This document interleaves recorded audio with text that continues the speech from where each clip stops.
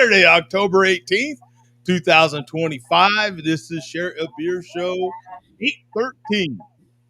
And we are just so happy that, the Dodgers won another National League pennant. Yeah.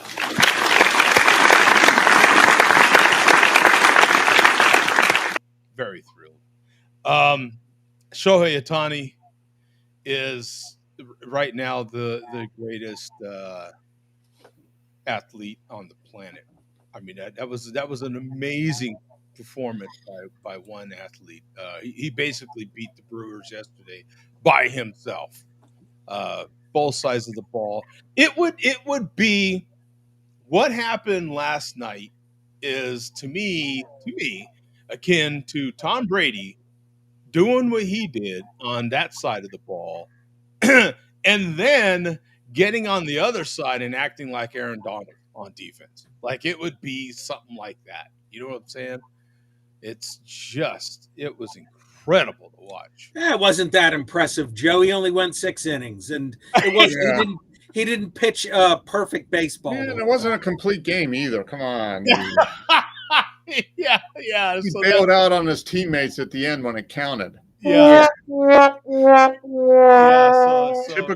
Typical entitled, highly paid baseball player. Yeah. I mean, wow. So, with that in mind, now I know there's others on here that are more loyal Dodger fans than I am. With that in mind, Saturday is game 2 of the World Series. So depending on what time it comes on, might interfere with the schedule of this show. Also on that note, I think it's the 8th of October. I'm sorry, no. November 9th? Was it the 9th? It's there won't be a show then. I have a 8th. Yeah.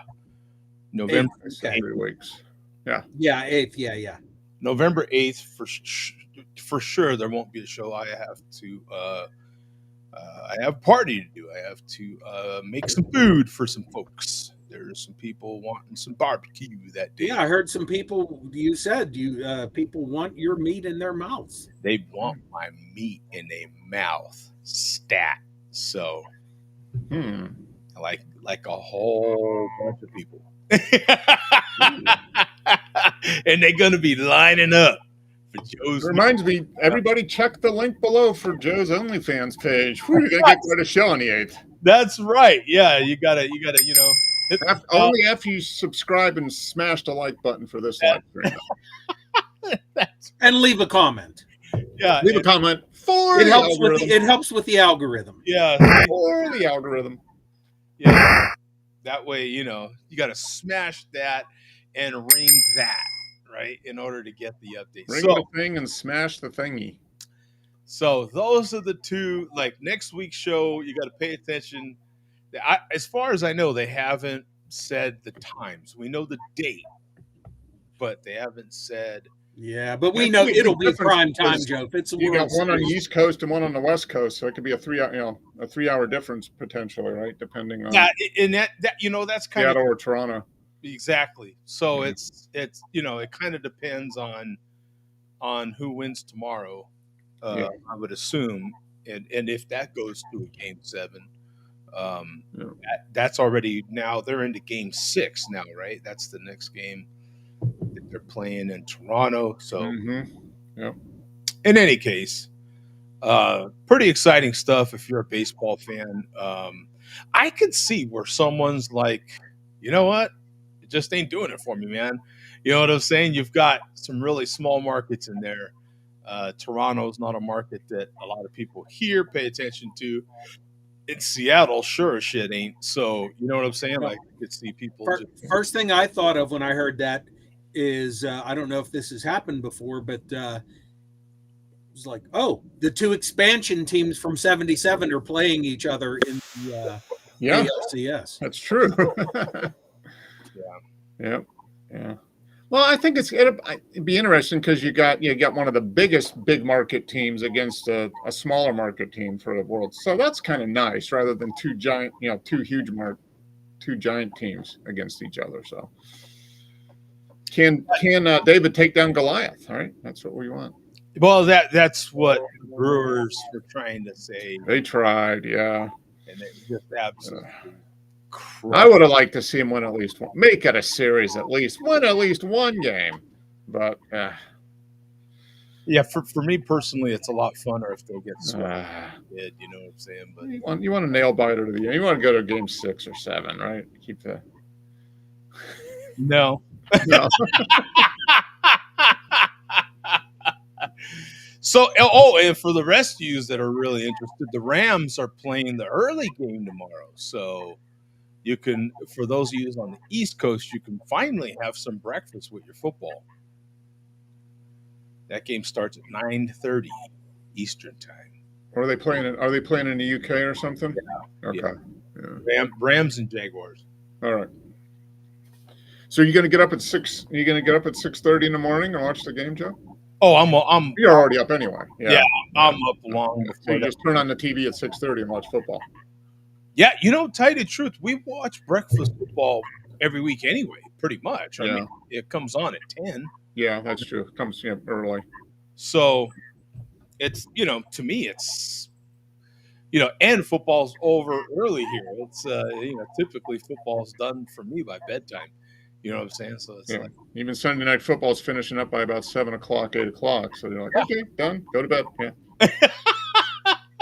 Whereas over there on the East Coast, it's like, are you freaking kidding me? I can't watch the end of the game because I'm going to bed. Yeah. Maybe make it to halftime if I think about it. So you get to wake up tomorrow and enjoy your pancakes with the Rams. You're welcome.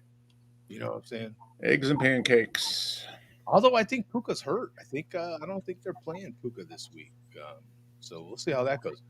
I am having a true Mexican lager today. You can't see the whole label because it's partly green, but I am having Dos Equis, a lager especial. Keep trying, Joe. Maybe you will be eligible eventually. You know what? Let you in. We are trying and trying. All I can do is keep trying. Yeah. Trying. Yeah. That's it. Pretty soon they won't be able to deny you entry. You'll be just keep knocking on that door. Yeah, there's just too many applications filed. No one else can get one in. Yeah. Until they approve mine. They just gotta. They got to take it from that other round file, that one, and just go ahead and stamp approval and let me in the club. So I didn't ask you guys how you're doing in the first place. How you doing, Mark? Excellent. Glad you asked, Joe. I'm celebrating, as you may see. Yeah. Cornhole League champion. That's right. Thank you. Yeah. Fall beginner league. Thank you. How does it feel? What's that? How does it feel? Oh, I don't know. Now I know how the Dodgers feel, I guess, because you're our champion. All I can say is the boss she's like, oh, I'm so lucky to be married to a league champion. She couldn't believe it, really. No, like I was saying, now because we won, we get bumped up to the next higher level. But we can't stay in the beginner league, which we were in. So we're getting bumped up to intermediate, which means we're going to get our asses kicked next season. Yeah. Was there any money that came with that glass? No, well, we get a discount. We get basically free entry for the next season. Oh, so that's worth $100 at least. So we get a trophy. But we were kind of pissed because the consolation, the people that were losing in the first round, they got like bottles of tequila and whiskey to drown their sorrows for losing. And we're like, wait a minute, don't we get? I thought maybe we were going to get a case of tequila if we win, but we get a glass and we got a Like, I want some tequila. What about all the NIL money? I'm donating that to charity. That's the kind of person I am. Yeah. After I buy my Ferrari, but after that. Yeah, I'm sure there's endorsement deals. I mean, Oh yeah, I got my agents working on it. They just bring me the serious stuff and then I review it. But Yeah. they take care of all the riffraff, want me to All that all stuff. this little stuff. I only go for the big stuff. I can afford to be selective now. So Speaking of endorsement deals, Bum's wearing, his latest. He's sponsored by Miller now. Yeah. Yeah, I got a sponsorship. He has a deal with that's Miller. about damn time. That is incredible. Miller Auto Service. Auto service. Yeah, that's yeah, not There you go. Numbers nice and clear. Yeah. Oakmont, PA, right next to the Oakmont Country Club. Yep. Shout out to John and Johnny Cool. and Katie. And Katie, yeah, her too. It's nice to have a local independent mechanic you can trust to do the service on your vehicle. That's for sure. Good people. Yeah. Oh yeah, if there's a mechanic and you can still call them good, then good people. And honest. So now there's lots of good mechanics. Not all of them are honest. Yeah, that's the. Well, that's better. Ain't had to turn the wrench, but not to be honest with you. Now, what does a championship cornhole drink? What beer might a cornhole drink? I am finishing up Founder's Mortal Bloom Imperial Thorn Imperial IPA. Oh, is that kind of like that kind of bloom? Yeah, it's pretty. I mean, it's slightly not super. It's floral, but not really like hazy juicy. So it's kind of a good mix. It's not a true West Coast, so it's not like drinking a pine cone, but it's 8%. It's a good IPA. So good solid. I guess that's the bare minimum for an Imperial, right? 8%. Doesn't it seem like that's like the bare minimum for an Imperial IPA or double IPA, as they would call it now, right? Yeah, double or an Imperial. I feel like a 7 something might be the actual limit. Maybe a 7.5 might be on the low side. You know what I'm saying? Like So it says citrusy notes with a smooth finish. Yeah. That's pretty good. Citrus and a little bit of floral, a little bit of pine, but not a lot of anything. Not overpowering one or the other. So, yeah, pretty good drink. Not bad for a champion. I guess it's okay in a champion's glass. I'm kind of see if I can log in. That was the first time we've seen that, though. So I don't know if it's a new one or not.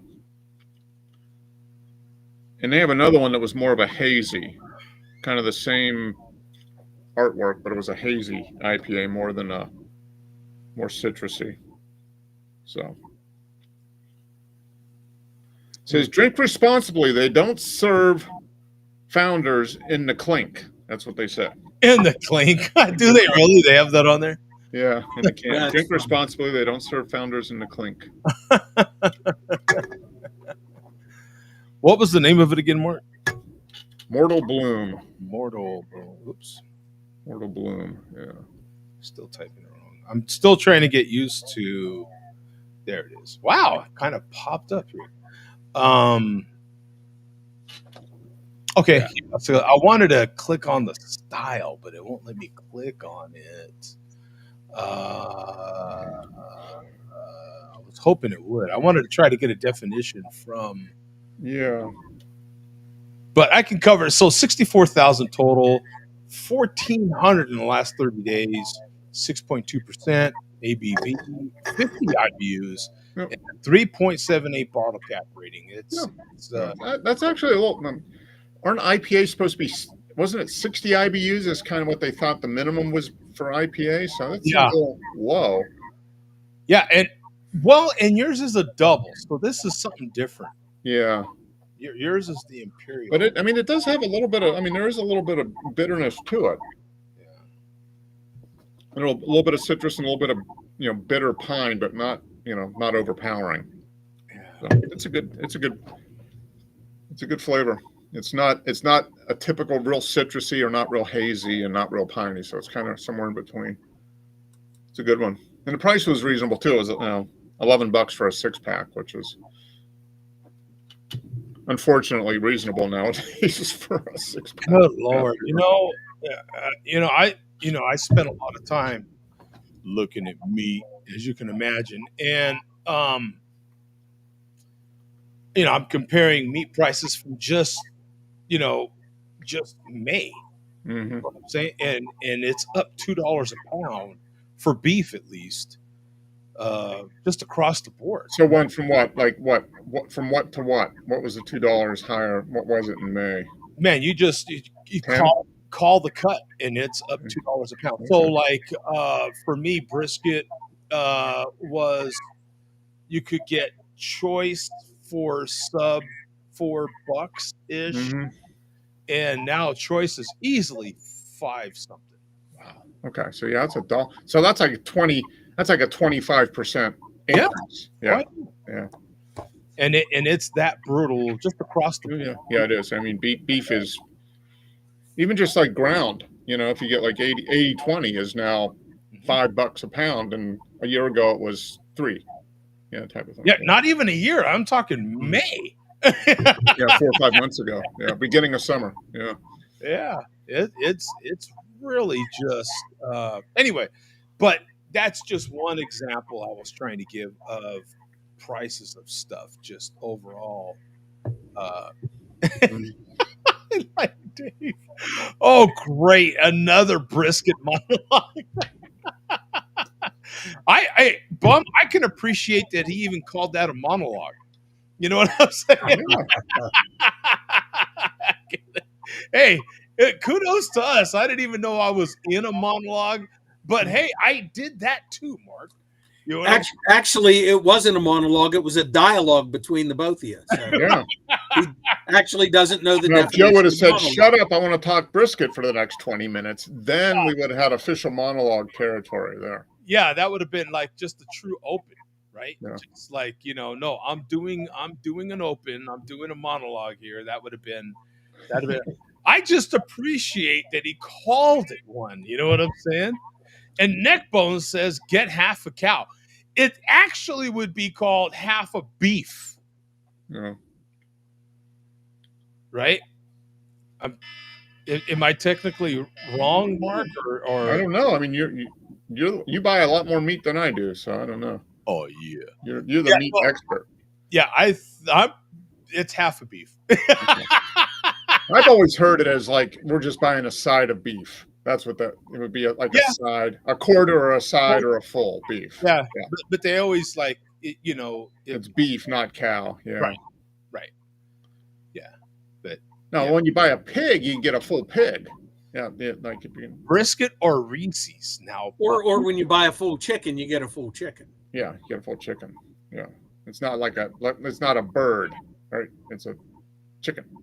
Yeah, it'd have to be specific because bird could imply a duck. Same thing, barbecue guy. Okay. Now, brisket or Reese's? That's the question, Bum. What do we end up doing here? That's a tough one. Yeah, see that? Just replace the or with and then we're good. Yeah, brisket and Reese's. Yeah. But forced to make a choice, Reese's. Yeah. You've still got the groups in there you could kind of live off of, right? There's eventually going to be enough protein in that peanut butter, right? If they use enough real peanuts. Yeah. Theoretically, there's enough theoretical protein. Yeah. Is that the old? Oh, I hate to use him as a reference, but the same.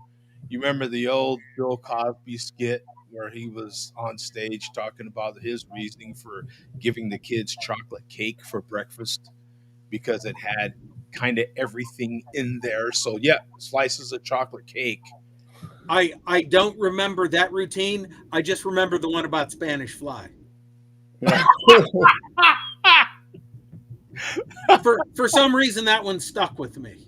Yeah, I knew I was going down a bad. I knew that was a bad example. Now, for those of you that might remember, from when Zach was here, he recommended me, or to everybody here, actually, getting North Park Brewing beers if we could. They were pretty good, and so I have a few in the fridge, but I'll wait till he gets back on the show uh, to perhaps crack one of those open. In the meantime, Mark, you might be pretty excited with this next one. I've got another hot butcher for the world. Um, Okay. All right. Yeah. Whatever, Joe. Mark has had it, so I've had it it, doesn't yeah. just have the same impact that it once did. yeah, Yeah. not It still hurts, but it's not as painful. Yeah. Yeah. because he knows the spite that's behind it. And I know that I can get it when we go up there again. So I mean, there's that's what keeps me, alive week to week, is knowing that eventually I'll get back up to Northern Illinois and I can get my own hot butcher. And I don't have to go to the brewery because they're always out. I just go to the grocery store in the Quad Cities and I can get it. Oh, okay. So you have that to look forward to. Yeah. Yeah. That's what keeps And me living. yeah, so you're not tortured anymore, Mark. Yeah. Like it's readily available in Ohio too. So had you been able to get Rush tickets, which you couldn't, you would be able to get Hot Butcher. Yeah. Well, maybe I might just have to have somebody like a bum or a little brother go and get me some. Okay. Rush tickets or Hot Butcher? Both. No, hot butcher. I'll get you the Hot Butcher easily. No, you don't, unless you want to spend $1,000 on your friend Mark. Yeah, don't worry about the Rush tickets. So this is the one. I'll share the screen with you real quick. This is the one that I am currently going to crack open. 3,900 in the last total. I'm sorry, 28 in the last 30 days. Waka Mania or Waka Waka Waka Waka. Apparently, they have different variants of this now. Huh. I have the purple one, so that is Rewakamania 1. Classified as a hazy. Now we talked about that a little bit last week or the last 2 weeks about how hazies are kind of getting a little long in the tooth, but 6.5% ABV, no IBUs rated, 4.13 bottle cap rating, and we have Citra Rewaka Hop Indian Pale Ale. I was hoping they would have the back of the can on here because it's really hard for me to show with my green.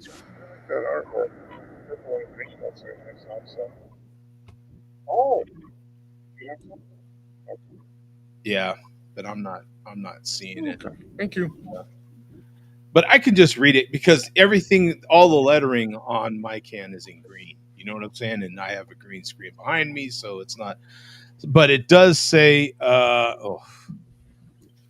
hey, these days I got to go glasses, kids. That's how it works.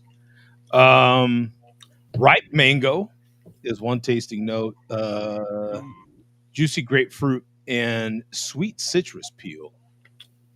So that's the tasting notes. Hot Butcher always puts the tasting notes on the back of the can. Crack it open to see what we get, man. I feel like I haven't had one yet from Hot Butcher that hasn't been. I think the least I can say about. I feel like there was one that I had that was just kind of good. It wasn't another one of their like great ones. You know what I'm saying? But they've all been fantastic. Well, that's an interesting color. Yeah, maybe that's the green screen. I don't know. Yeah, the color is off on my. It's like it looks like a haze, like a not really yellow, kind of like almost like a beige kind of color. Yeah, the color is off on my Okay. camera here. The way it's showing up on screen is. Now where did you have to go to get that? Did you have to drive far to get that, or is that like a? I did. I had to drive all the way to Central Phoenix. Well, that's 638 miles. That's 723 miles less than I had to drive. Right. Not get it. It was a solid, I think, 23 minutes. Yeah, Woo! Well, yeah. You sacrificed for that beer, Joe. Yeah. Hey, I'm telling you. No, this current one I'm drinking, I actually already had from my last beer trip, but I did buy another one today um, that was recommended. Another Hop Butcher. Of course, they had tons of Hop Butcher to pick from. Another little jab, but What? I didn't hear that. I didn't hear that. and then I almost got some Toppling Goliath, but they had it in 4 packs, and No, we get that. We get that. We Yeah. get that. That showed up here about a year or so. So we get Pseudo Sue, and then that's kind of the base, and then there's a couple others that they run into. Yeah. So remember, that's the one we stood and we got. Oh, we got to get that one first. Remember, that's the one we ran to at the beginning of GABF. It was one of the cult beers back in the day. Yeah. So had it not been a 4 pack and it would have just been individual, I would have got 1 or 2. Mm-hmm. Yeah. I mean, what can I say about this, man? This stuff is phenomenal. You know what I'm saying? Like Hop Butcher is the brewery. I look forward to my next tasting of Hop Butcher sometime in 2026. And until then, I will enjoy this. Tucktoberfest. Tucker Brewing here in Atlanta. Tucktoberfest, of course. Yeah, they're a local brewery, but they do more. Their focus is on German-style beers. So, cool. So they don't do IPAs. They don't do any of that fruity boo shit. They do real straight up German beers. So their Oktoberfest is good. Yeah, really nice malty. Yeah, very good. Do they call that? Yeah, here it is. Yep. The Martin Lager. Is that what they call that? Okay. Very good. Let's see here. So we've got 1,753 total, 33 in the last 30 days, 5.5% ABV, 19 IBUs, and a 3.72 bottle cap rating. Yep, so that's good solid beer. Yeah. Yeah, this is you're getting all the stuff, right? Solid caramel, malt backbone, the breadiness. Bready, toasted malt, a little bit of floral. Yeah. It's really compared to like Polliner or something like that, like a traditional Oktoberfest. It's very, very good. Yeah. Good stuff. Here's a better look at this is right, yeah, that looks that's a lot better look at a little more orange in it. Yeah. That's an even better natural light. Yeah, that's an even better look. Oh, Arrogant Bastard glassware. The Arrogant Bastard glass. Oh, that's good. Okay. Wow, KC. You know what? When's the last time you had a beer from KC from City? The last one I had would be Boulevard Brewing. I mean, they're in Kansas City. Or no, they're St. Louis. Boulevard Brewing. Other side of the state there. Yeah. But no, Kansas City? No. We don't get anything here. I'll have to look next time I'm up in Illinois. That might be to see, but they probably have a fair amount of craft breweries, I would think. Oh, I would think. Yeah, I'm just trying to think of. I mean, that's a pretty big population. He's probably got 1 million people in the metro area there, so it would be good. Plenty of room for some craft breweries, and the way they do barbecue. I mean, barbecue's big there, so I would think breweries would go right in with that. I'm super curious. So let's see. I wish. Can you look up by cities on Untapped? I don't think so. Probably if you were to pay as a member, you. If you have the premium level, maybe you can search by anything, but you got to pay what is it, $80 a year or something like that? I don't know. I know it's whatever it is. It's more than I want to pay. Okay, well, well, just typing in Kansas City, so you have KC Beer Company, BIER, Kansas City. Weston Brewing, Kansas City Craft Brewer. I'm sorry, Kansas City Breweries Company, Kansas City Beer Meister. Man, so here's a few at least. Whoa, this Yeah. one says New Zealand. Uncle Mike's Kansas City Barbecue. Oh, yeah, that's just Kansas City in the name, probably. Yeah, Yeah. New Zealand. Oh, some guy in New Zealand likes Kansas City barbecue. Then, Yeah. Hey, ain't nothing wrong with yeah, Kansas City barbecue. They just don't do it the right way. That's okay. Oh, but how about Boulevard? I didn't know they were Kansas City. Oh, are they really Boulevard? I Okay. thought they were St. Louis, or are they Kansas City? Yeah, that would be the only one then. If they're in Kansas City, that's the only one I've had, probably. Yeah, is Boulevard in Yeah, according to this. Kansas City, Missouri, probably. Yeah. Okay. Then that's the only Kansas City beer I've had lately. And yeah, everything else I'm seeing is smaller. Yeah. Kansas City Beer Company, BIER, as you mentioned, Casual Animal Brewing, Stockyards, Alma Mater. So, yeah, Boulevard is the big one. Yeah. You know what I'm saying? Because Kansas City, now that he mentioned it, or who mentioned it? Somebody mentioned it. Is the one city you just don't. I mean, we're even hearing Salt Lake coming up these days. Utah, we're hearing coming up these days. Yeah, for beer. So Kansas City, we don't hear Kansas City other than Boulevard. Okay, Boulevard's the one. They're the biggest craft brewer in Kansas. Probably Kansas or Missouri, I would think, probably. Yeah, we just don't hear much. No. When yeah, I feel like in St. well, anyway, doesn't matter. Yeah. I wonder what Billy D thinks of. Has he ever had some meat in Kansas City? Yeah, I'm kind of curious to see what. Oh yeah. Find out what Billy D thinks. Yeah, I don't know. I think Billy's got lots of stories of Kansas City, but I don't know if he wants to tell them. Yeah, he might keep some of those. See, he used to visit the stockyards in Kansas City. He used to himself some heifers. He used to saddle up to some heifers in Kansas City. Woohoo! All right, Billy D. No doubt. Yeah. Okay. Yeah, Billy D's keeping silent on that. What does Billy D think about pre-bagged great value brand movie theater popcorn?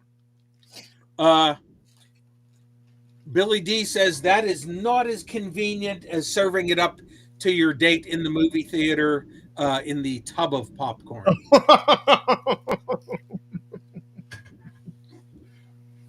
Doesn't work as well in the plastic bag. Yeah.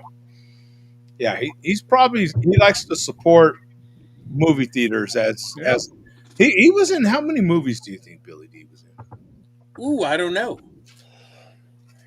Not even gonna guess. I have to look him up on Wikipedia and count up his movie appearances. Yeah. I bet it's probably 10 or 15 at least. Yeah.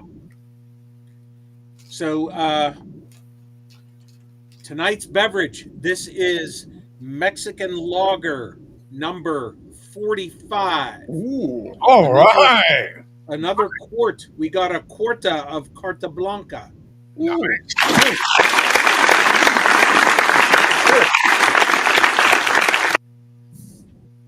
Purchased once again in Detroit, Michigan. No Carta Blanca is available in my area currently, as far as I know. Huh. Yeah, I can get that. Yeah, that's I could get lots of Mexican lagers here, I'm sure. And you can too, Joe, I'm sure. Oh yeah, please. Yeah. I'm wondering, Bum. But that quart is a nice size, though. Do you happen to know anybody on the other side of the state in Philly, maybe and they're able to get certain beers just on the other side of the state that you might not be able to get? The only one I know that's a beer person is Fear, and so I know what malt liquors he can get because he drinks them on camera and some other stuff. Mexican lagers, he has not yet jumped on the Mexican lager. I bet there's probably a bigger choice on Philadelphia because there's a larger Mexican Hispanic population over there. Yeah. But so far, Fear is not down with the new MLDC. So I just am able to keep up with the malt liquors. So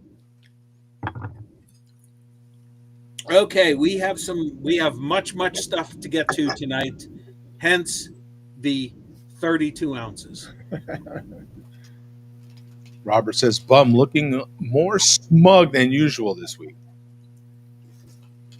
I try to increase my smugness every week. Right, so yeah, that's a good thing right there. Yeah, or is it smugosity? I don't know. Well, once you're smugosity is like next level smugness. So you got a little bit to go to get top smugness, then you get into smugosity. Yeah.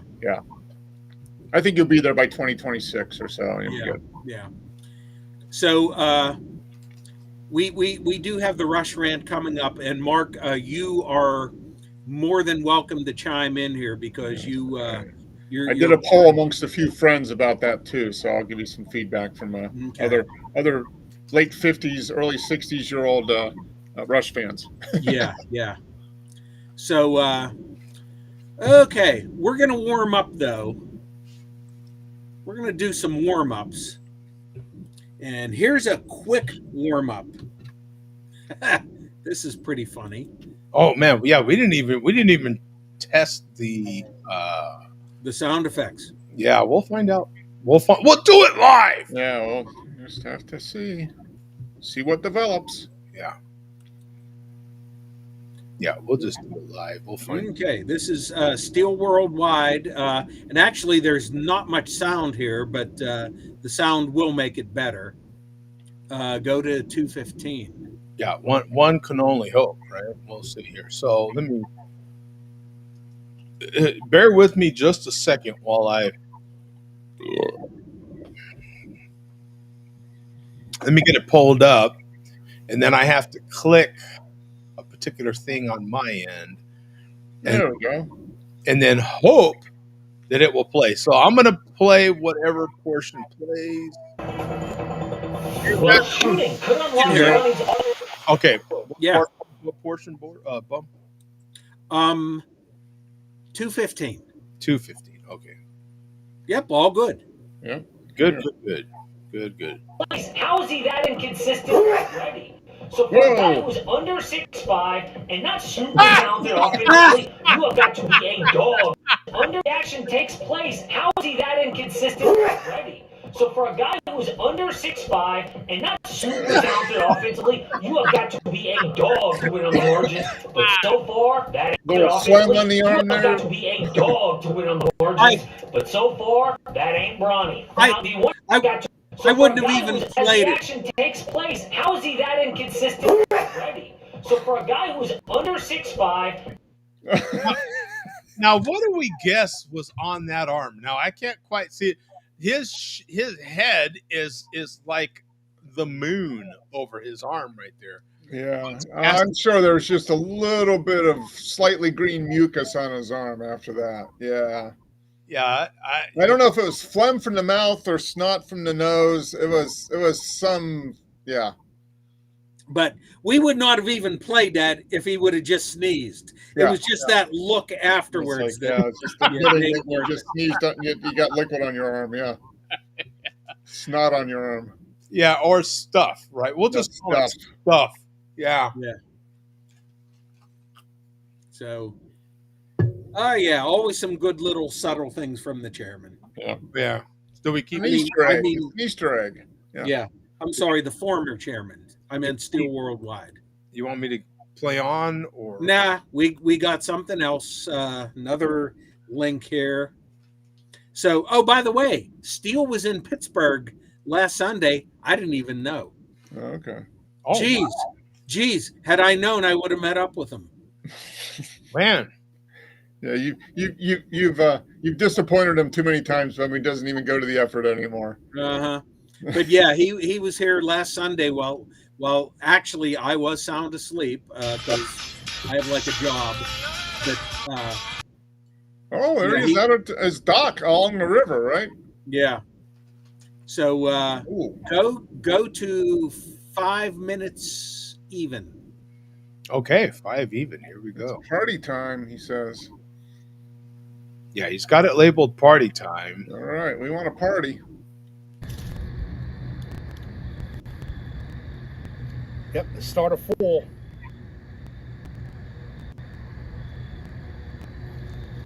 Look at the foil. Look at the foliage. Look at the foliage. Foliage. You had to think about that, didn't you? Foliage. Look at the foliage. Look at the foliage. Look at that foliage. Yeah, like is it Reynolds? That big fuck you shit out the bum. Oh,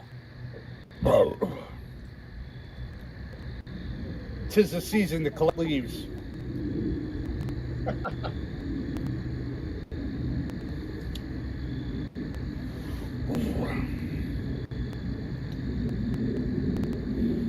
Yep, Bum's the type of guy that will put on a sweater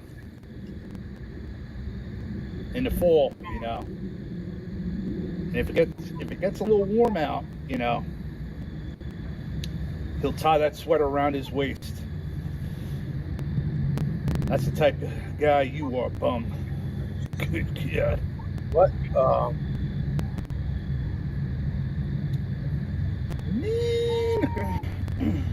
So there you go for that. Is there So something? Is there something wrong with that? Am I missing something here? obviously that is not Steel Worldwide fashion approved. You can't tie your sweater to your What does he waist. do? Just throw it in the river and keep walking? I don't know. He goes through sweater. This time of year, he goes through a couple sweaters a week. Yeah, Mark. So is that the same theory as leftovers? Like, Oh yeah. Just throw it away. you know, Start off with a sweater. If it gets too warm, just throw it out. So- he can apply it to life. It's like this whole life philosophy. yeah, Started with food. Now it's going to go to clothing. yeah. It'll be like vehicles and houses. You know, if the house gets too warm, just burn it down, build another one. Just burn it and build another one, Yeah, right? I mean, because you know why would throw it out. Yeah. you know? Well, actually, we do have some of that philosophy coming up, kind of, in this video. Okay. Oh, in the Not- same video. Okay, here we Yeah, go. not quite yet though. But for now, go to 8:45, He's and moving in that direction. I should give some context here. Steele came into Pittsburgh, and I guess to his surprise, he found some St. Ides and some Mickeys in 40-ounce bottles Mhm. near, where he went to at Heinz Field, Acrisure Stadium, which those are both readily available currently. So, but I guess he assumed I knew he was coming here, and I guess he expected me to give him some tips on where to go to find this malt liquor. So he found it himself, doesn't need my help. So go to 8:45. Okay, here we go. 8:45 indeed. Yep, St. Ides High Gravity Malt Liquor 8.2. It's 8.5 out the can. Still 8.2 in the bottle. Anheuser-Busch. Anheuser-Busch bottle. Straight out of Pittsburgh. Yep, yeah, fuck you too. Fuck you too again, Bum. It's all right, guy. Don't help me out. Yeah, oh. Yep, there's St. Ides in this location. Yeah. Well, fuck yourself, guy.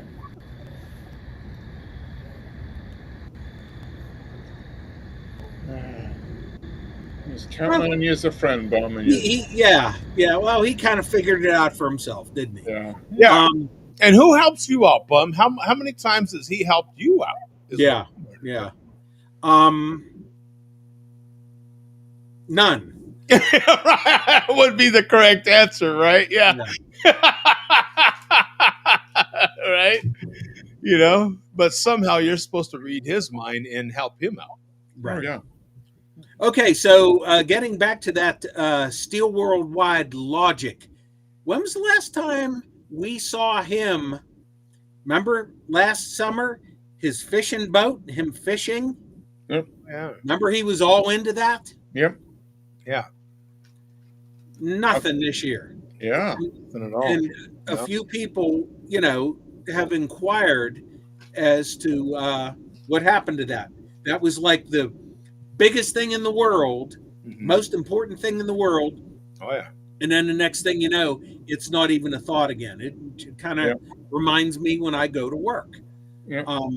So go to 1310. He has a good explanation for this.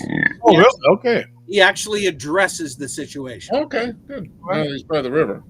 Yeah. Well, yeah, that's, 1310. Here we go. Let's see.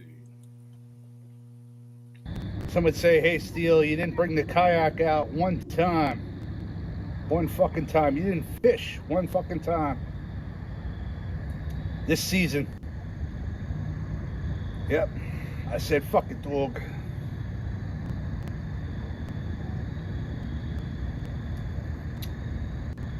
Yep. I may never fish again, you know. Oh. Is what it is, you know.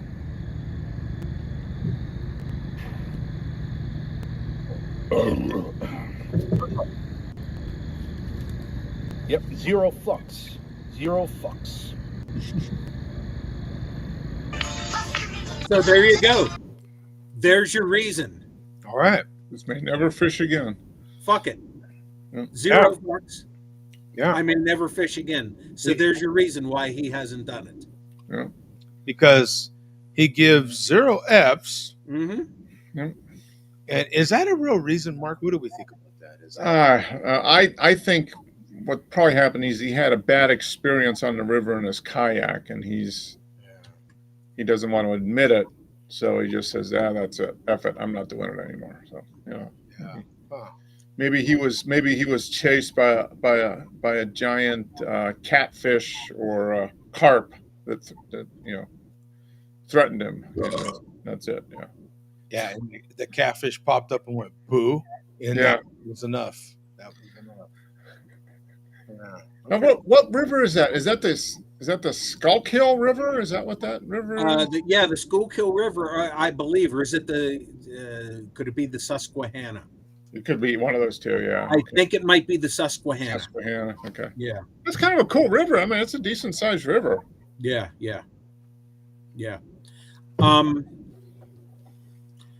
All right, we're going to move on here, and actually, we're going to go old school, but with somebody we've never seen before. I forget, this might have been courtesy of Big Rome. Oh. This is a guy I've never heard of before. We can play his whole video. Oh, okay. This is the Ice Monster. Ice Monster. That's an interesting. That's a cool name. Doing an Old English chug. Check this out. Okay. Never saw this guy before. Oh, wow. All right. So is he doing like a? Well, we'll find out right here. Right. I'm going to play it from the beginning. Here we go.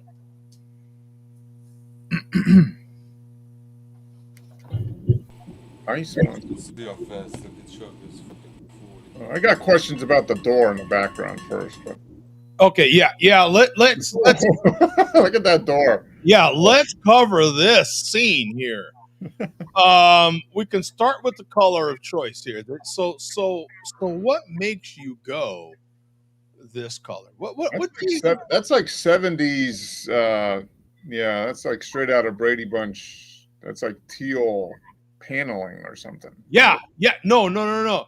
He painted over it because see right here, Mark. Look at this is where that was a bad taping job or something, or a bad painting over the original white paneling or whatever that was. Mm-hmm. And this door, what?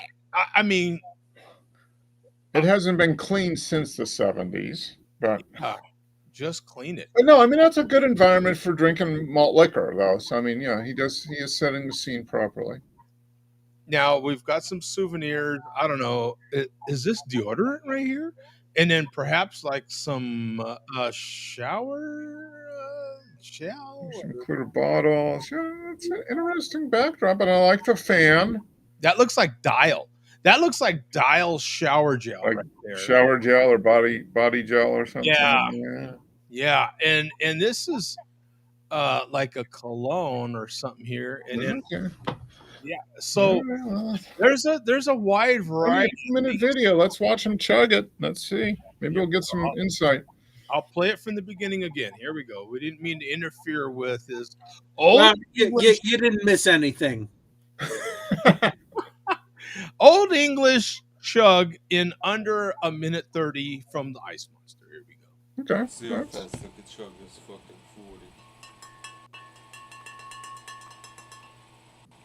Probably ended up in my fucking best chug, but Timer doesn't. Is he start related till to Rome? starts Mumbling. the bottle. Alright.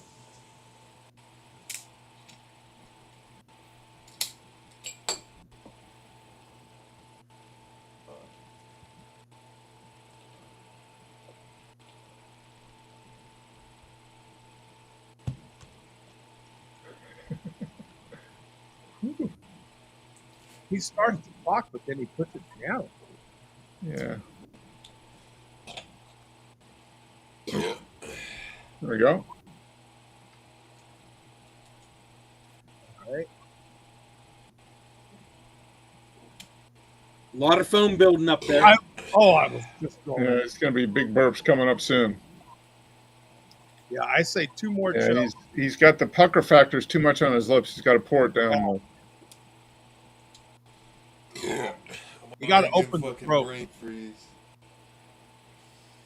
Brain freeze.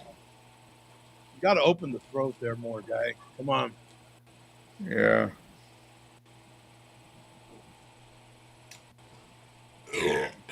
Yep. He's getting there.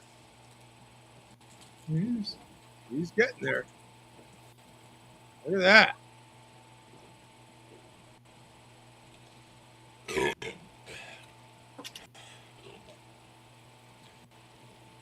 Approaching the swirl. Oh, wow.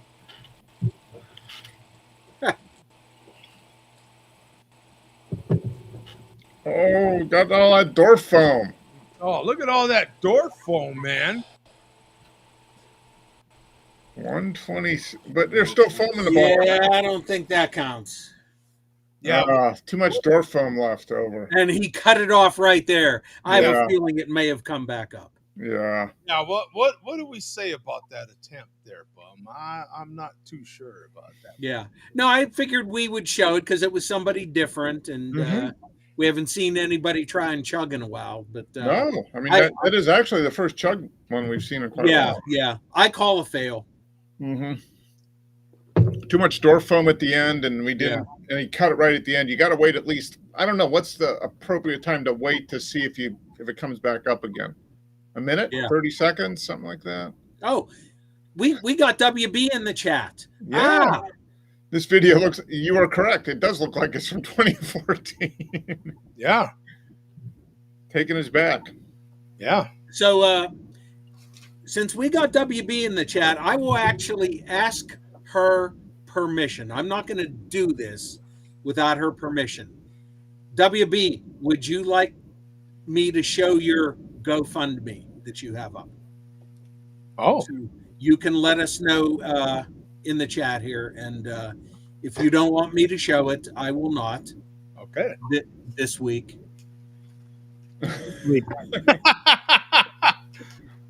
Yeah. Hey, and I'll actually put a link in the chat. Yeah.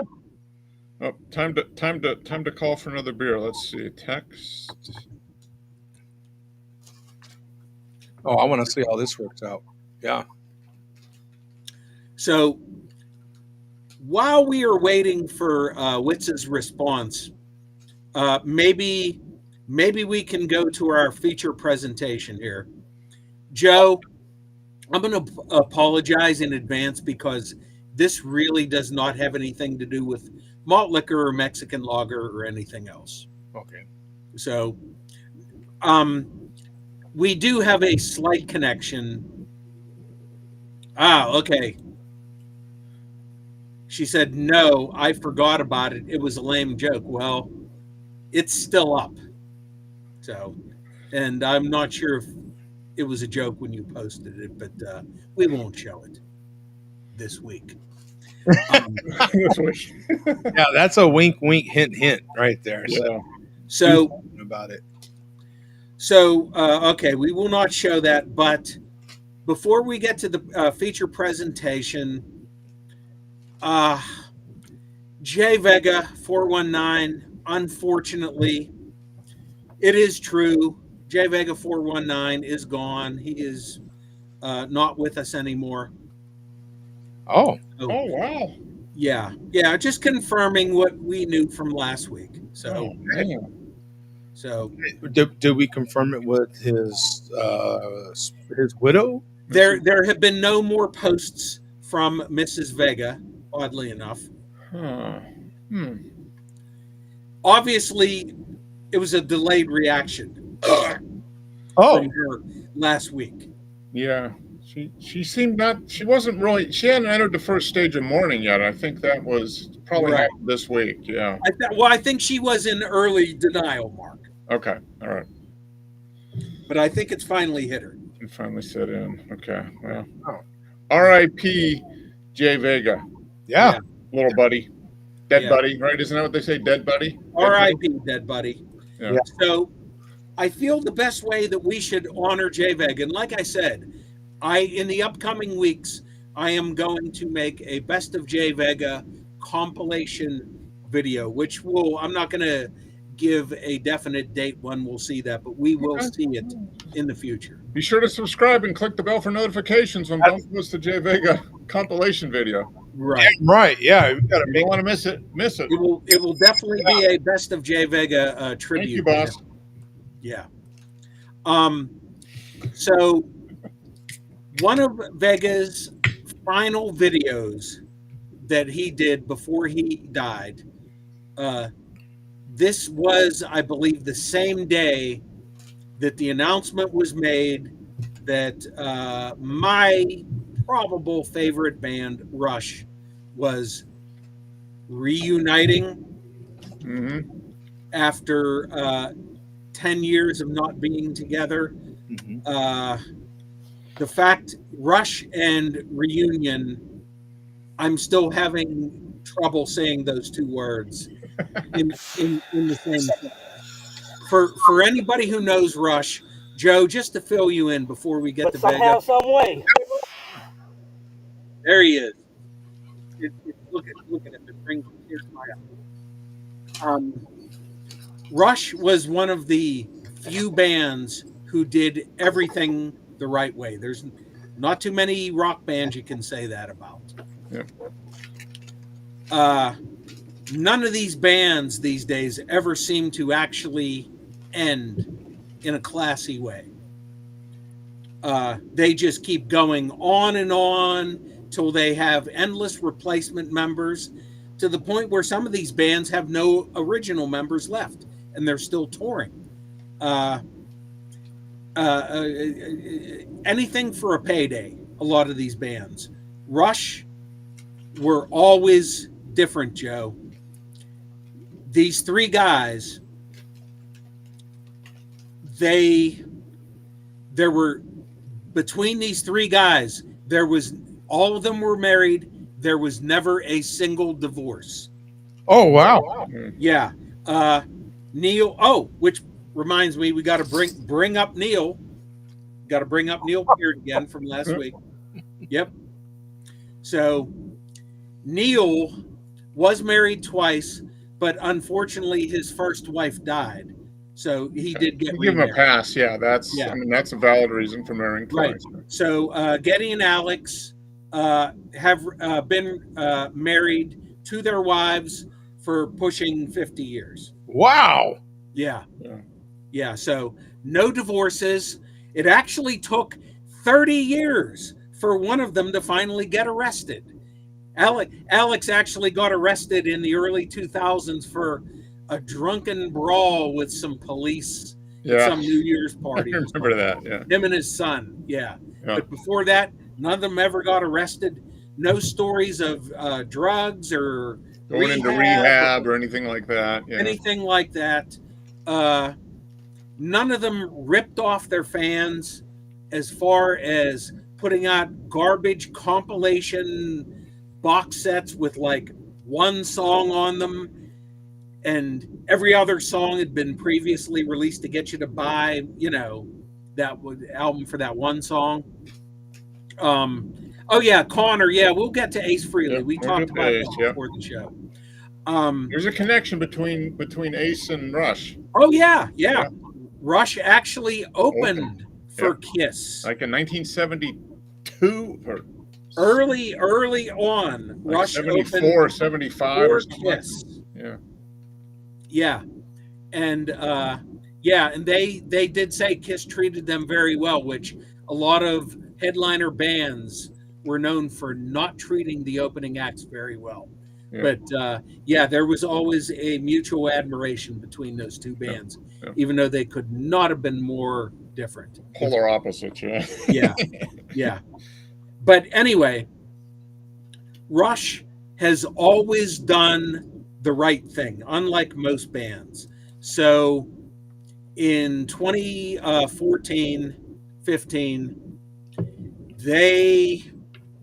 that's another thing they never did. They never said, this is our farewell tour to cash in. Mm-hmm. They said, there's a good chance this may be it. They never billed it as a farewell tour, but it seemed like when they played that last show in 2015, it did seem like that was it. Neil was having some health issues, and that was it. It ended. Then, unfortunately, at the beginning of 2020, 5 years later, Neil passed away from a brain tumor. And that aggressive brain tumor. It was like this. Yeah, aggressive, yeah. He battled it for like a year and a half, I think, maybe longer. He lived longer than he was diagnosed. But then that was it. No more Rush. We knew there was probably no more Rush when they retired in 2015. But when Neil died, that was it. Those three guys, irreplaceable. You cannot replace any of those three guys. So with that in mind, there was a Rush reunion tour announced a couple of weeks ago. They announced their new drummer, a woman named Annika Niles. Right? Annika Niles. Yep, German drummer. Yeah. So Jay Vega, rest his soul, had something to say about that. Okay. So go to 5 minutes, 50 seconds, Joe. Okay. This must have been right before he died. This was like his last video, right? It's one of his last videos. Okay. The other day I was talking about Canadians, about how there's only a few good Canadians, like Ronnie Boy Moltz and that Jinx Hat Cody guy. And I mentioned Alex, Getty, and Neil. But as of today, I'm going to have to retract Alex and Getty. Because Alex and Getty are talking about going out on the road as Rush again. This is going to be an unpopular opinion among most. I give 0 fucks. I'm right. You're wrong. There can be no more Rush. Some bands are just locked in. And once one of the components is gone, then the whole thing ceases to exist. You have to have each puzzle piece in place for it to work. Now, most bands, this doesn't matter because Most bands, it's either one or two guys that carry the weight, and the other two or three guys are just, filling in. But not Rush. I would say the same thing No charge. if Neil and Geddy were still here and Alex was gone. Or if Neil and Alex were still here and Geddy was gone. I would say the same thing. You cannot have Rush without Neil Peart. The man is regarded as one of the top two drummers in musical history, especially when it comes to popular music, rock music. There's Neil Peart and there's John Bonham. And there's been a debate for years who is better. I love them both. Gun to the head, I have to take John Bonham. But that's besides the point. When Bonzo died, that Robert, Jonesy, and Jimmy didn't even think about it. They're like, that's it. No more fucking Led Zeppelin. And they have been offered millions and millions and millions and millions of dollars over the years. And no, you cannot have Led Zeppelin without John Bonham. You cannot have Rush without Geddy Lee, without Neil Peart. You just can't. Well, you can't have Rush without Geddy Lee either, but you know what I'm saying. I'm drunk and you're stupid. I like that line. Yeah, I'm just drunk and you're stupid. I'm drunk and you're stupid. That's actually a variation on Fear's I'm drunk and you're gay. Yeah, same thing, yeah. So, as much as I hate to 100% agree with a guy that feels that we faked the moon landing 6 different times, Oh. I have to agree with the late, great Jay Vega on Yeah. this. Now, Mark, I know that you tried to get tickets, and I know you wanted to go see them. I You did, get- but only for a certain price, and multiple hundreds of dollars for tickets was too high a Right. price. but and but I'd never seen Rush in any format live. And I've been that a is- fan of yeah. the music for 40 years, but I've never seen them, any of them live. So I can fully understand you wanting to go see this tour because you had never seen them. No. And you're saying this is your chance to see them. Yeah. I understand. I fully understand that. As far as the people who have seen them many, many, many times and followed them through the decades, I saw them 15 times. There have been millions of people who saw them way more than me. There's people Yeah. Oh, who yeah. saw them hundreds of times. Yeah. This just does not sit right with me. All these bands, some bands, you like Vega said, you can replace the members and it doesn't matter. Yeah. With Rush, it does matter. And if you watch the documentary, you say Geddy Lee saying, there's nobody in this band that can be replaced. It is the three of us. And once one of the three is not there, it's not the band anymore. Yeah. Lo and behold, here we are. They're doing the unthinkable, touring as Rush. Yeah. I have no problem with Alex and Geddy going out and performing these songs live with the musicians of their choice. Don't call it Rush. Yeah. They I would can see that side of the argument. I would think, I kind of agree with Vega. There's, in rock drumming, it's probably Neil Peart, Bonham.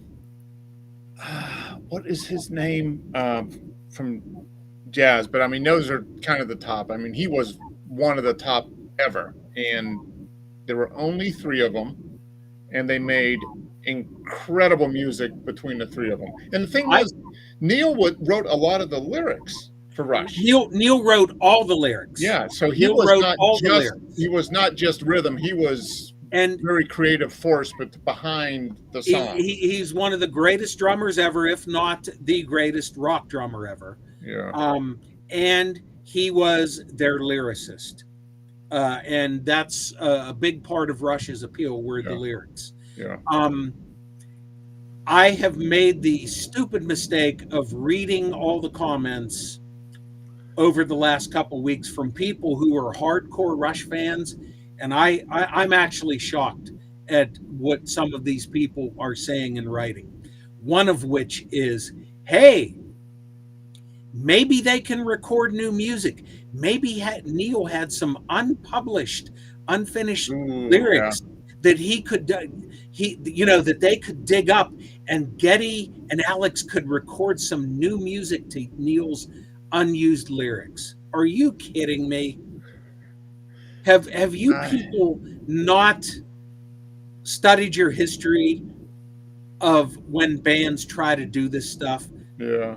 Even the Beatles, everybody calls those Free as a Bird and Real Love, those songs, and then that horrible song that came out 2 years ago, whatever that was called.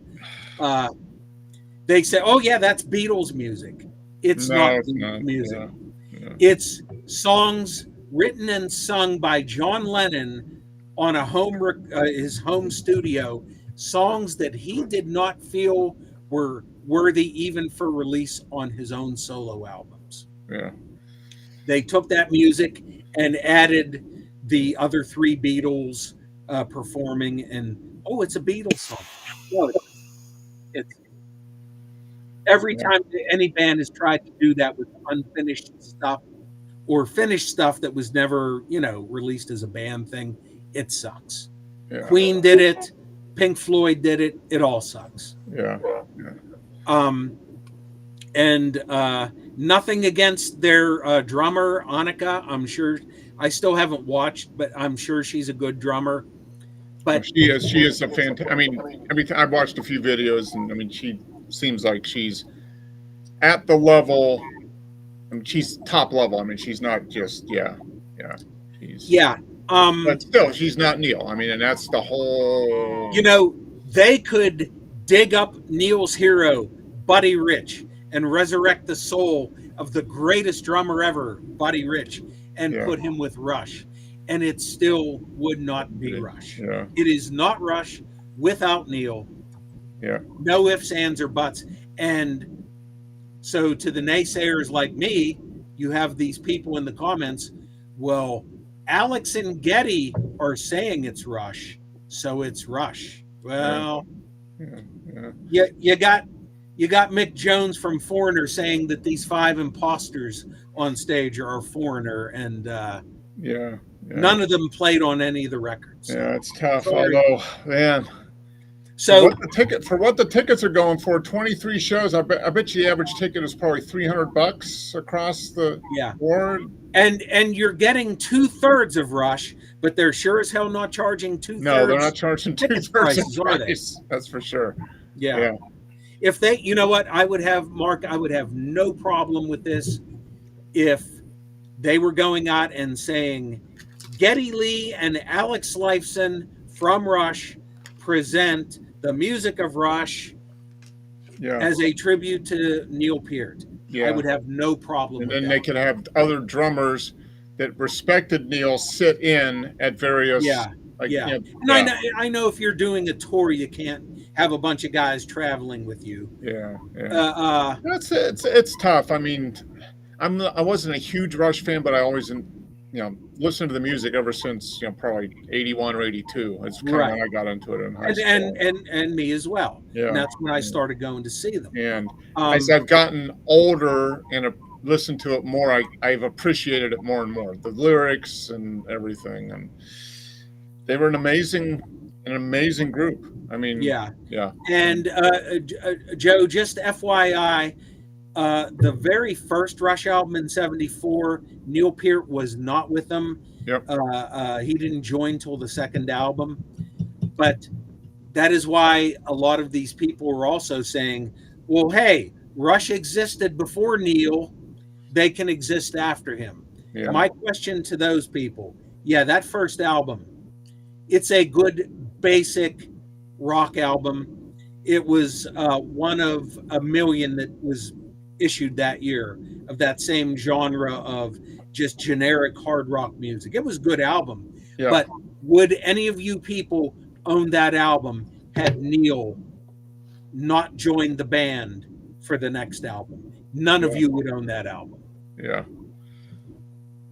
It's and the ticket prices, we're now in the Taylor Swift era of ticket selling, and the prices are through the roof, and all I'm hearing about are fans complaining, and I cannot believe that Getty and Alex did not know that this would happen, that their hardcore fans would be shut out from this. The ones who do want to see them, I personally am at peace. well, you saw how many times? 15? 15, yeah. Okay. Yeah, that's a lot. So you've seen them over the last 40 years. Yeah. Yeah. So you've seen them grow and change as a band and all that. Yeah. Right. And an issue that some people have brought up many times is Getty's voice. Even on the last tour and the tour before that, his voice was going. And if anybody thinks that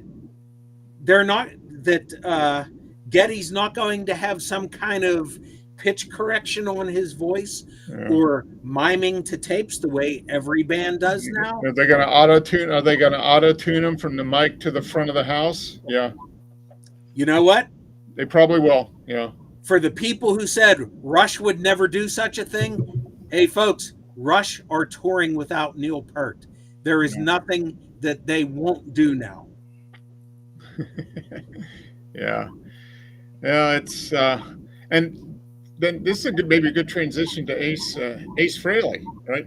Yeah, I could go on for the next 2 hours, Joe. I cannot. It's rare that I do this. Thank you for indulging me on this, Joe. Yeah, no, it's. So we will send Neil off back to his resting place, where hopefully he is resting peacefully. They actually, when they look back 100 years from now, right, Rush will be one of the seminal bands of probably the 80s, right? The late mid 75 to 95, probably, right? Yeah. That's probably going to be. Oh, and top 5. Yeah. Also, Neil's widow and daughter have given their blessing to this new tour. I have no doubt that they have given their. And there's going to be a little bit of a check cut. It's to them amazing the blessings that can be given when the dollars come rolling. 1/3 of the they probably get 1/3 of the revenue. I mean, it's probably set up that way, Yeah. So 1/3. So you figure 23 shows. I was looking at them. The average arena, they're not stadiums, they're arenas. So probably 10,000 seats. Call it 10,000. Average ticket of probably $250 to $300. So you're talking $23-25 million in ticket sales at least. Yeah. And half of that. So they're each banking $5 to $7 million probably at the end of the day. Yeah, and they started out with the shows in those 7 cities, and oddly enough, on that final album, ironically enough, there's a song called 7 Cities of Gold. How about that? Yeah. So isn't it interesting that when these tickets sold out immediately or the demand was sky high, they had enough off dates in between those cities that they were able to add all those extra shows. Yeah. All I can say is I signed up for the Rush pre-sale, right? And there's you sign up before, I think it was October 12th. So I did that. And they're like, okay, you'll get the code on the 13th or 14th for the pre-sale that goes on the 15th. I never got the code. I never got an email with the code to enter in to do that. So I missed. So I don't know if that was a mistake or who knows. But yeah, There's all kinds of stuff on YouTube with Yeah. people expressing their horror stories. Yeah. All I can say in conclusion is that I don't know why a lot of these fans just can't let their favorite bands die in a natural way. Yeah. Me and all my friends said in 2012, well, we loved Rush. We saw them for decades. 2012 was the last show that we ever saw. They didn't come to Pittsburgh on the 2014 tour. Yeah. I'm at peace knowing that Rush died a natural death, but these fans just keep saying, no, oh, I've been praying for this one more time. Yeah. I just want to see them one more time. But you're never satisfied. If you see them one more time, you're going to want to see them one more time when Geddy and Alex are in wheelchairs. Then after Alex dies, and they're going to wheel Geddy out in a hospital bed with all these backing musicians. Yeah, it's still Rush. That's still Rush. Yeah. I mean, So yeah. I just don't get it. Nobody lives in the past more than me. I watch all my old TV and cartoons and documentaries. I mean, yeah, it's tough from the fan perspective, right? You're like, I only want to see the original, but imagine being Rush or any other band and all of that adulation and fame and all that stuff. That's what's been fueling your life for the last 50 years. Can you stop that? I mean, it's like meth addiction, right? You just can't stop. Oh no, yeah, it's certainly a thing I've read about with these musicians. The adulation and performing in front of a crowd is a big thing. I mean, and everybody says there's nothing that beats performing in front of a crowd. Yeah. So if you've been doing that for 40 years, 50 years. I was personally hoping that Geddy and Alex would do a tour of smaller venues and they would just do a Q&A. Oh, that would be fun. Yeah. Play a few songs, do Q&A and talk about it. Do some acoustic stuff. Yeah. Like Springsteen. Didn't Springsteen do it? Yeah. Yeah, a lot of the acts do the acoustic thing. A lot of acts, like the old VH1 storytellers. You saw that. I think Springsteen wasn't Springsteen on Broadway or something? Who was that was doing Broadway for a while? He would literally just sit there and damn near talk. Yeah, it was like the Bruce Springsteen show on Broadway. Yeah, and they just that would be cool because then you could have the fans ask questions. They could talk about stories. Yeah, and, yeah. But they're saying they're honoring Neil. This is crazy for me to say, and if Vega was still alive, he would agree with me. I feel his presence here tonight. I just feel like he may be watching from somewhere. My personal opinion, if they want to truly honor Neil, they would say, we will never play these songs again as Rush. So there you go. And in other musical news, the guitarist from Kiss died this week. Yeah. Oh my God. Yeah. The first, I saw stories like he is the first of the 4 founding members to die. I'm like, oh, that's just like a death wish for the other 3, right? If he's the first of the 4 to die. Yeah, he's not the first Kiss member to die. Eric Carr, Peter Criss's replacement. Yeah. But they said he's the first of the 4 founding members to die. Yeah. Like, well, everybody, Gene and Peter, they're doomed now. They're going to be dead within a year. Yeah. So. Oh, you're delusional, Bum. Yep. Thank you, Nick Bone. To quote your hero, it is what it is. Yeah. Yeah. As someone who wasn't a fan, I've heard Rush's music. I am not I'm not anti-Rush. I'm just not a fan. You're just not into their music. Yeah. Joe, I know. Joe, there's people who hate them mainly because of Getty's voice. Yeah. Yeah.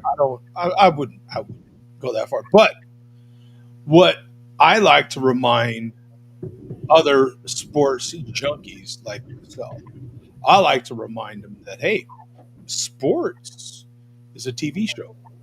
It's entertainment. It's a TV show. When you start thinking about things in that context, right?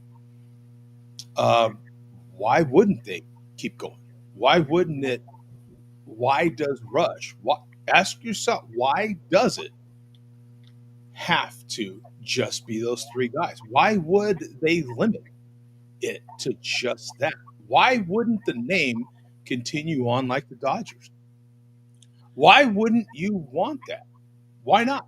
You have different eras of the Dodgers, different eras of the Lakers, and they were great. And you always reminisce on that team from 52, that team from 63, right?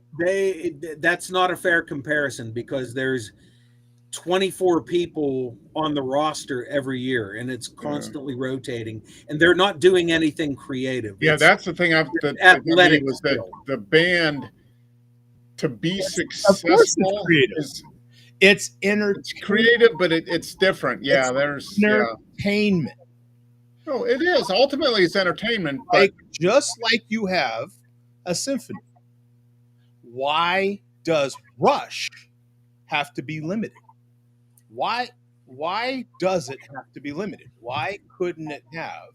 Because with the symphony, you have 50 players, and if you replace No. But you have trios. There are certain trios that keep going. But the thing is, they're playing songs that were written by a composer 200 years ago, so they're not creating anything brand new. They're interpreting something else. So some do. Yeah, some do, but they're known for their ability to interpret a show. Yeah. Why would you limit that? Why would you limit it? Why? All you're doing is putting limits on something. Why would you do that? That's not smart. If you're the organization, if you're in the entertainment business, folks, you're in business to make money. Now, these things go to your estate, right? And your estate wants to continue to have that make money. The estate will continue to get a certain percentage of that via rights. So why would you want that to stop? Why? And why wouldn't it be great to have these different eras and evolutions of the game? Why would you want to limit it? It would be, that's my initial thought. My thought is, I wouldn't want to limit it. Yeah, there's this fantastic era, and we have fond memories of it, just like any other entertainment, right? But just like entertainment, a modern day entertainment is fantastic. As long as you're open to it. It's the closed-minded, in my opinion, that aren't. They want to put limits on stuff. They want to put it in a box and put it in a hole and put some dirt on it and bury it. It ends with me. It ends with me. Why would you want to do that? That's not smart business. Because there's a fine line between art and, well, it's the endless battle between art and commerce. And commerce, yeah. That's the thing. I mean, there's it's fine though, bum. Keep in mind, you only had those albums because it's an entertainment business. The only reason you have albums is because it's a business. Oh, sure. And you forget that. No. The artist it's a business that got the albums out, but the artist is playing in your local pub. The true artist is sitting there playing in your local park somewhere. business person made the albums. And why would you want that to stop? They can make all the albums they want, but if you want the original creativity of the artist, you don't have to buy them. I guess that's ultimately it. So each band makes its decision. And if you're in charge of that business, yeah, why would you want it to stop? Why would the original owner? It depends what you value is your own creativity to a right? certain extent. There's other business. franchises. There's other franchises that have stopped. Oh yeah, they're around. They're done. They put them in a box and buried them. Yeah. Oh yeah. Yeah. And that's their choice. That's their choice. Right. And as consumers or fans, you have the choice of is Rush's choice as a business. Yeah. Because you know what? At the end of the day, it's a business. Yeah. It's entertainment. You cannot say it's not entertainment. It's an entertainment business. The minute you forget that, that's your responsibility. That's a you problem. That ain't a them problem. That's a you problem. Well, that's true. They can continue on, but it just depends whether the fans want to. And they obviously are because they're selling tickets. Yeah, yeah. It's a business. Yeah. They'll take that brand. It's a brand, and it's a business. Yeah. Well, that's true. But just because they're doing it doesn't mean people have to buy it. So some people will, some people won't. It's a disappointment to always hear these bands who were all about the art first and like we're not a business, to find out that they are a business. And is it really? Because they were making these concerts, they were making these albums to make money. Without it, they're not around. You just wanted the fairy tale of something. You bought into a fairy tale, to a story, and you wanted to hold on to that when the reality was it was a business. And it had to make money, and it did, because they sold you. Just like myself. I am all in on these $1 million businesses. I freaking hand over money every. Oh yeah, we all do. Yeah, and that's the thing. So as a fan, you have as a consumer of that product that business produces, you always have the choice of whether you're going to produce or whether you're going to purchase the next product that business spits off the widget line, right? So it's obvious. That's the ultimate question. People are like, I only want the original founders of that business, their products. I don't want substitute people coming in and designing new products for the business that I'm going to buy. And if that's the case, then you don't buy it and you go to another business that has stuff that is appealing to you and you purchase it. And that's the question. I think every band, when they start out, most of them are doing it for creativity. They want to get their never buy a product. Well, that's your choice, right? That's your choice. There's probably, and if you decide not to decide, you still have made a choice. Yeah. Rush. So yeah, I mean that's the question, right? So people who consume that product from entertainment business. To me, it's like it's different if it's a group. It's Rush. To me, it's the same. If it's Rush or if it's the Lakers or if it's the Rams or the Dodgers versus if it's Kenny effing Rogers or if it's Prince or if it's Michael Jackson. Well, that's a brand. I mean, that's the question, though. Is one person all it matters, or is Rush, because they call themselves Rush, because there's more than one, does that negate the whole creativity that the three of them had together? In Rush's case, yes, it does. It's a group. I mean, and that's where the argument is, right? It's a group. It's a group. It's a brand. Yeah. It's a brand, but like any other. Like it, so if they decide to bring in a fourth or fifth. Well, actually, that's what they're doing on this upcoming tour, and they even said, "Yeah, we're going to have a keyboard player." Yeah. What about like Michael Jackson or What if Jimi they want, Hendrix? what if they want to make K-pop Rush? So, like I said, what if through some legal loopholes, this no-name keyboardist who joins them on this tour, and this has happened in the past, ends up with the name Rush legally. So he's going to go out with a bunch of no names and call it Rush. That's so you can say whatever you want. It's legal and it's a brand name, and a bunch of idiots might go see it.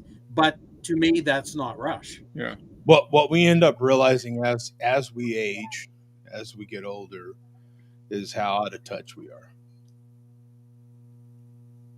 How out of touch we are? Is that what you- Yeah, No, we're living with we want to maintain the good memories that we had of the past.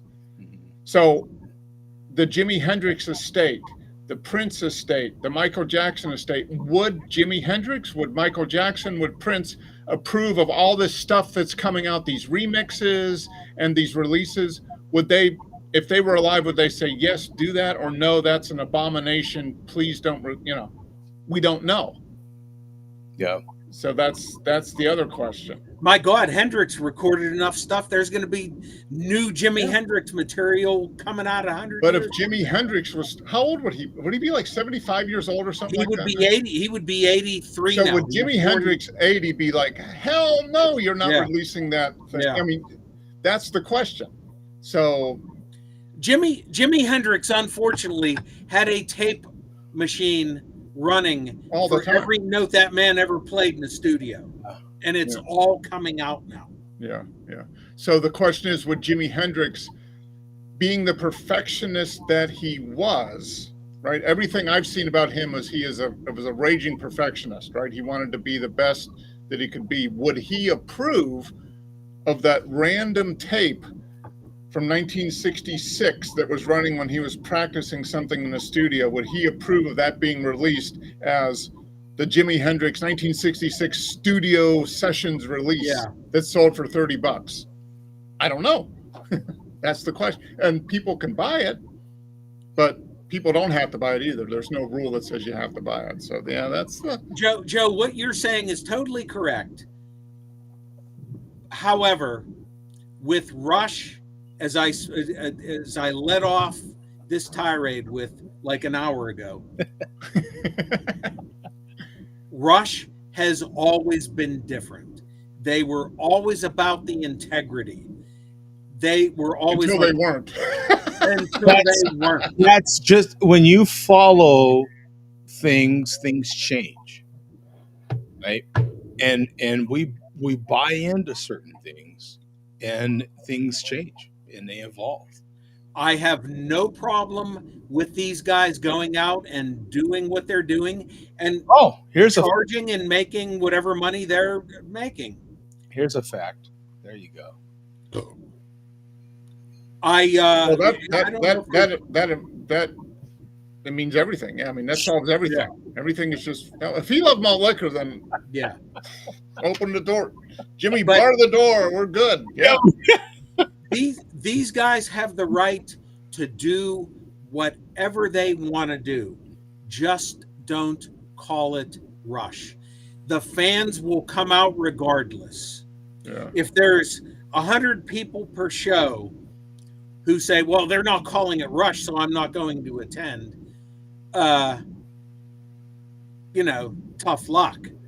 But if tickets were affordable and I could get tickets, and they said they would bill it as Alex and Getty with our new girl drummer, or playing the music of Rush, I would consider going. But no, these people who are going crazy for this, I'm shocked by this. I'm actually shocked. Rush fans, I always thought they were better than. Yeah, there's a bunch that are just like you, Bum, and there's a bunch that'll take up anything with the Rush name on it, like Joe says, to the brand. Yeah. And I was on board for if I would go see this new version of Rush if I could get tickets for under $200 a seat, and there was no way I was going to get tickets for under $200 Yeah, a seat. and So, like I said, Mark, if you screw never you saw guys, I'm Getty and going Alex, home. I'm not if doing you it. never saw Getty and Alex, Yeah. I fully understand you. But I had wanting my to go price. see I it. was not paying more than $200 a ticket Yeah. to see Getty and Alex. Yeah. So, Yeah, but it's kind of like Craftsman Tools, man. You never ever associated Craftsman Tools with anybody else other than Sears. oh yeah, yeah, And now you do. yeah. Now Craftsman is just Craftsman, made in It's just a brand. Swing Bang, China, or wherever they're made. Yeah, Right. Yeah, Now, can you still get them replaced? you can. yeah. Okay. Yeah. Okay, well, so there's still that integrity to the brand. Yeah. It's just not a name. Yeah. That's the thing. I mean, I think not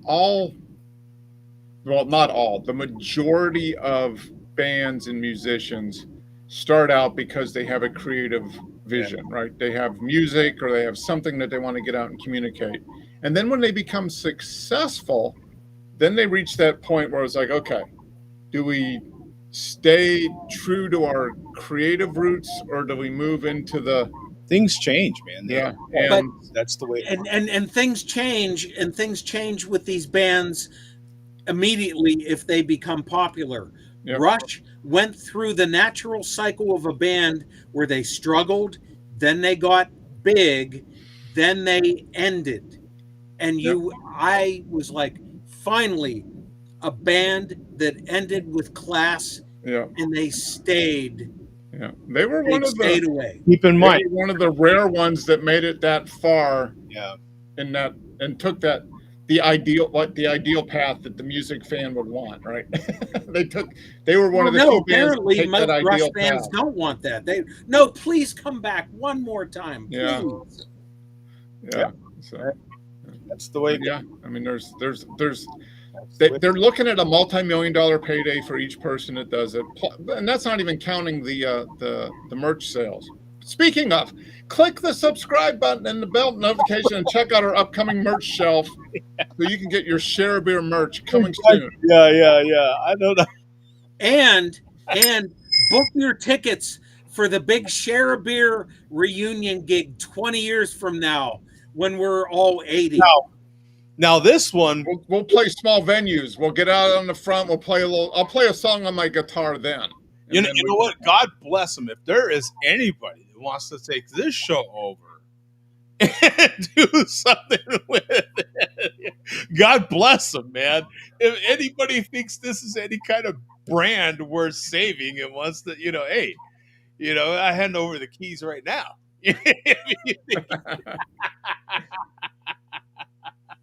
Oh man. Yeah, if you think this is anything worth saving, man, you just get in touch with me, jodyreviews@gmail.com, and we'll talk. We'll negotiate. Yeah. Everything has a price, man. Everything has tough. I mean, I think if you started with a band early, like you did, Bum, right? I mean, you were a kind of a hardcore Rush fan from the beginning. Well, from the early 80s, right? Yeah, but they had already put out most of their essential music. They put out 4 or 5 right? albums, and most of their big stuff was there. Yeah. Yeah, I actually, a lot of people would say I was a Johnny Come Lately. Yeah. But you've been following Rush for 40 years. Right? Yeah. So you've kind of seen them go. A lot of the fans now only came along 10 years ago, 10 or 12 years ago. They introduced to the music, so all they know. You know what, Mark? Is post Neil. Where I'm coming at it from is, I am a recent vinyl record fan, right? Mm-hmm. And where I'm coming at it from is you've got this new generation of vinyl record enthusiasts getting into vinyl records, right? And they are discovering some of these old bands, and they want to enjoy some of this music live as well. You've got a whole new, very young generation of fans coming up because, in my opinion, partly because of some of this vinyl revolution, and for some of the first times in decades, cassettes are actually on the uprise as well, because record prices are getting so high. They're starting to buy cassettes, so you have brand new cassettes being made as well. That's even more fans. They're even starting to make cassette decks, which they hadn't done. It was necessary to have a cassette Mhm. as old as mine to even play a cassette. But now they're making brand new cassette decks. That's all this sort of niche thing is bringing new fans that are early 20 something to in their 30s and even their early 40s. New fans, a whole new Yeah, well, what I would say to them is, you're discovering this stuff 30 years too late. Too bad. Find a new band. well, but if you're in business, Oh yeah, yeah. No, right? I know that's part of the reason that they're gonna come back with these reunion tours and all this stuff. It's And if they it's can find an audience, it's yeah, smart business, and just like sometimes we can fool ourselves into this ideology of a particular thing. I have this sort of conversation when you're someone like myself, and Bum is in the same boat as well.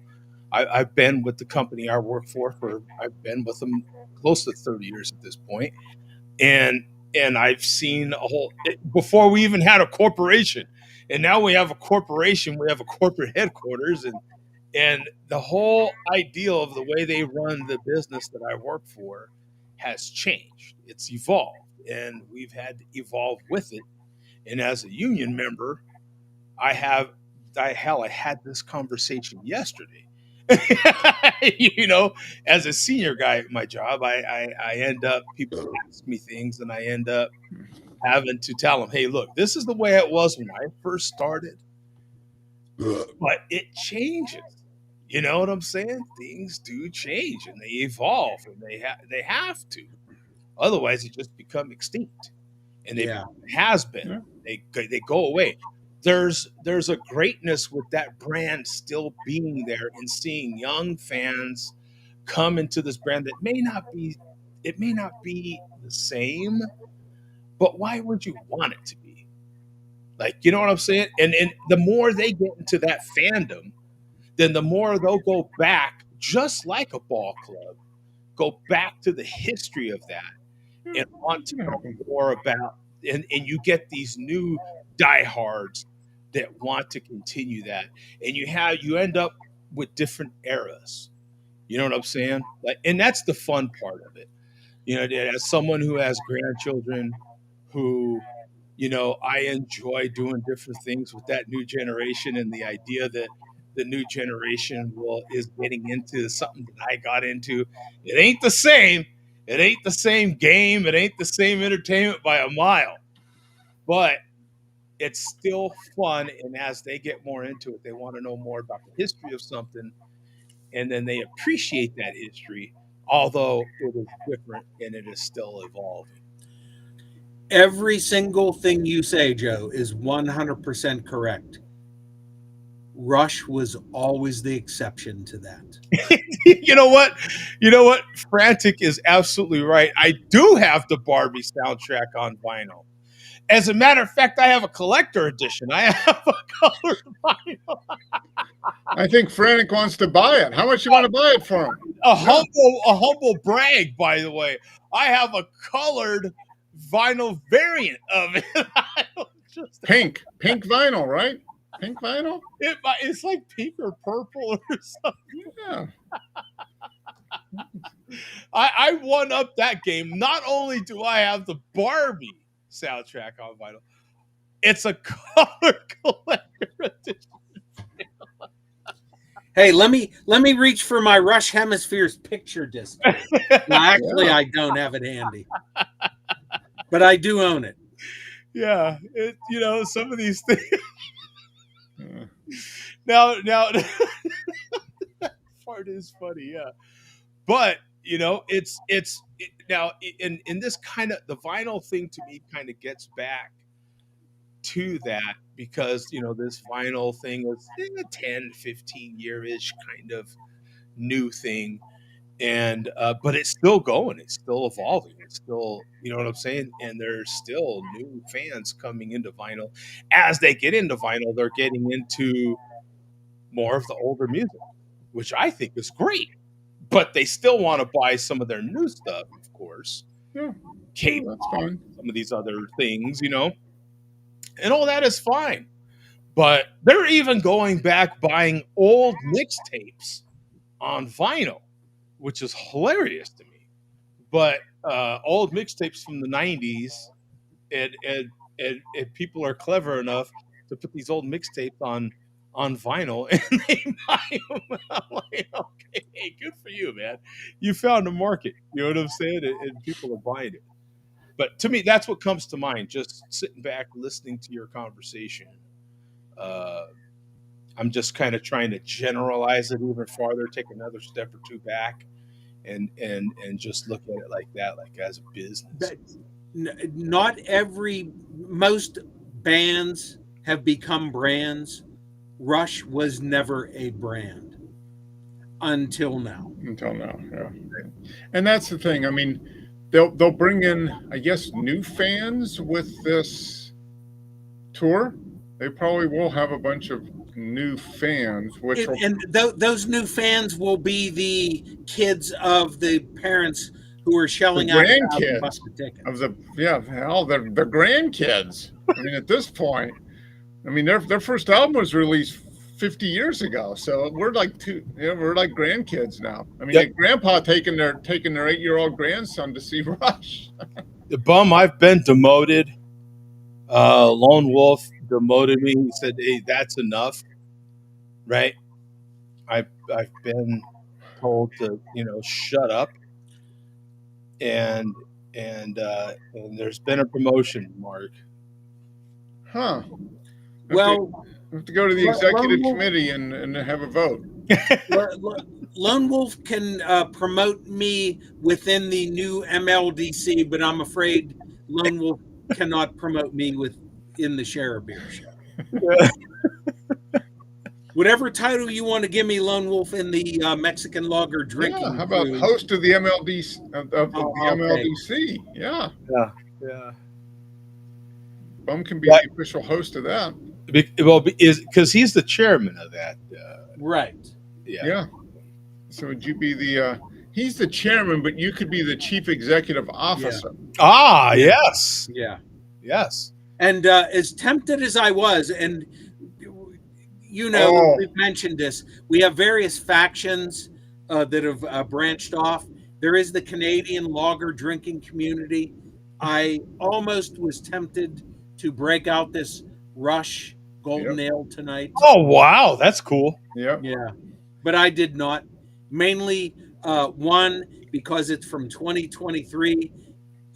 Also, because even when it was fresh, it sucked. Now, Bum, Jody is a Zoomer. What's a Zoomer? I don't know. I thought Zoomer would be people that were like 1990. No, Boomer ended in 64.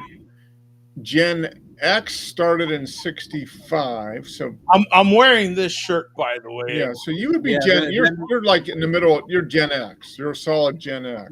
Millennials, then what? Gen Z? Yeah, they're like 85 or 90 or something like that. And then we got Gen's. I don't know what's. You know what? Maybe he meant Joe used to watch the show Zoom on PBS. We're gonna zoom. Zoom. Oh, come on, give it a try. Everybody's gonna find out why. Yeah. Remember the Bernadette thing? Yeah. Oh yeah. Zoom rocked. Yeah. Yeah, and Frantic saying Ohtani is better than any American to ever play baseball. I will not argue that. Yeah. I mean, he has pretty much, after last night's performance. Yeah. He has. Yeah. There's no, it's funny too, because even as great as Michael Jordan was, we can still argue. right? There's still an argument, rather, right? And we'll make a top 5 list in the NBA greatest and all this. Yeah. As many championships as Brady won, we'll make a top 5 list. Even still, we'll put Brady at the top of certain parts of that list, but we'll still make a list nonetheless, right? Up until Shohei, up until I feel like last night's game, there was still some pretty strong critics of Shohei.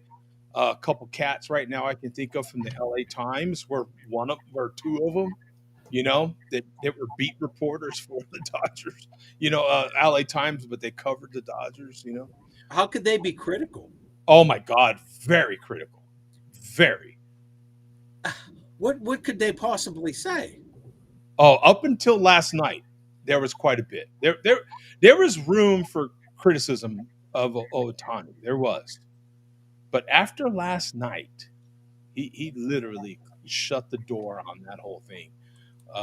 Even those guys came out after the game and were saying,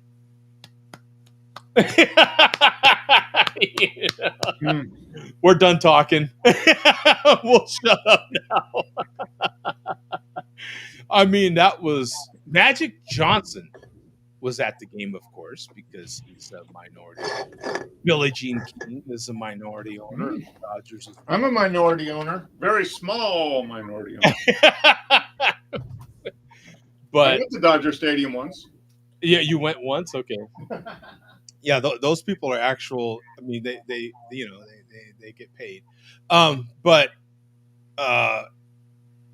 they were just as great as Billie Jean King was in her career, as great as Magic Johnson was.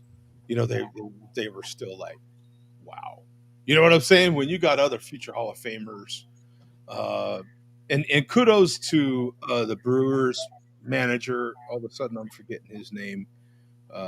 Kudos to him, man. After the game, he was like, "Man, we obviously just watched one of the single best performances ever in probably American sports." Yeah. That was insane. Is there other pitchers that are greater? Sure. Are there other batters? Sure. But every time you bring one of those people up, one of those batters didn't throw anybody out. and any of those pitchers didn't get up there, most of them, and hit 3 homers on the other side. Yeah. There's one that hit at least a homer, but as a matter of fact, there's 2, believe it or not. I forget the other guy's name that pitched and hit a homer. It's not just Babe Ruth. But they didn't hit 3. Yeah. Crazy. And as far as he just Right.